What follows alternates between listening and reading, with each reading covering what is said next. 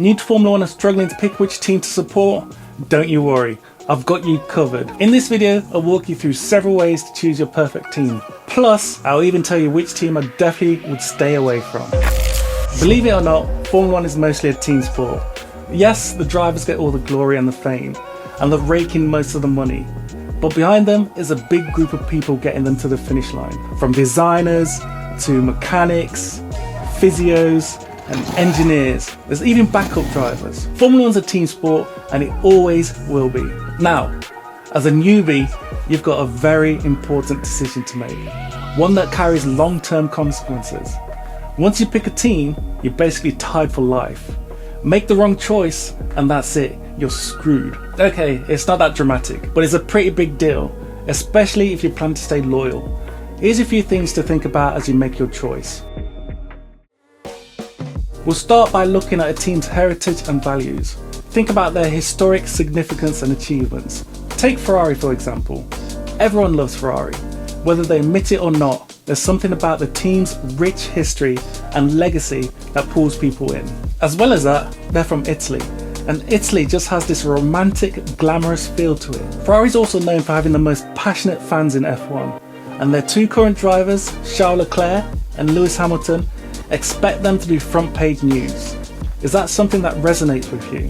If it doesn't, how about McLaren? McLaren has a rich history also, including one of the greatest rivalries in F1 history. The Ayrton Senna versus Alain Prost pairing has gone down in history and will most likely never be repeated again. Right now, they've got Lando Norris and Oscar Piastri as their drivers, a young, exciting pair. Norris is favourite for the title, which might be something to think about. Do you want your team to be winning straight away? Then McLaren might be the one for you.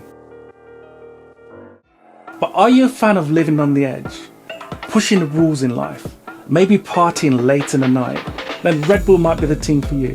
Unlike the other teams, Red Bull are obviously not a car manufacturer. Red Bull entered F1 with a bang, ready to party, but they've since gotten serious and become serial winners, even if they occasionally push the rules to the limit. Their current drivers are Max Verstappen and Liam Lawson. But beware with picking Red Bull. They won the last 4 world titles, but they've lost their designer Adrian Newey, so this may be the start of a decline for them. If the way Red Bull does things doesn't float your boat and you'd rather support a more serious team, then that could be Mercedes. Mercedes are a serious brand and have a serious image to maintain. Known for their precision and professionalism, Mercedes is all about aiming for perfection and maintaining a top-tier image. Their third driver, Valtteri Bottas, has been banned from having a nude charity calendar published. You won't get the same level of controversy at Mercedes as you might with Red Bull. But what if you want to support the underdogs? Well, I'm happy to say there's plenty more teams to pick from. There's Aston Martin, AlphaTauri, Haas and Sauber.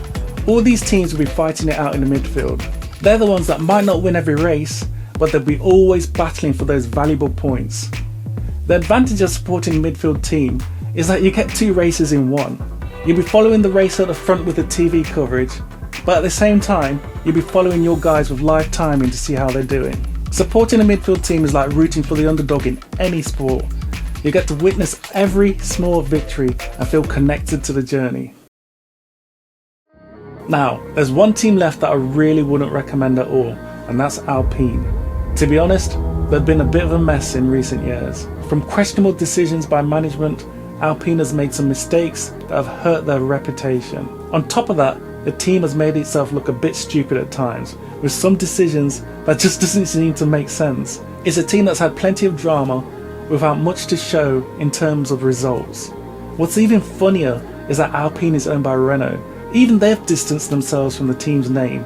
They've rebranded and changed things around, clearly trying to separate themselves from the image Alpine's created in recent years. I'd stay well clear, but obviously if you do want to support them, feel free to do so. Now, if you're still torn between supporting a driver, check out this video where I break down how to pick the perfect driver for you.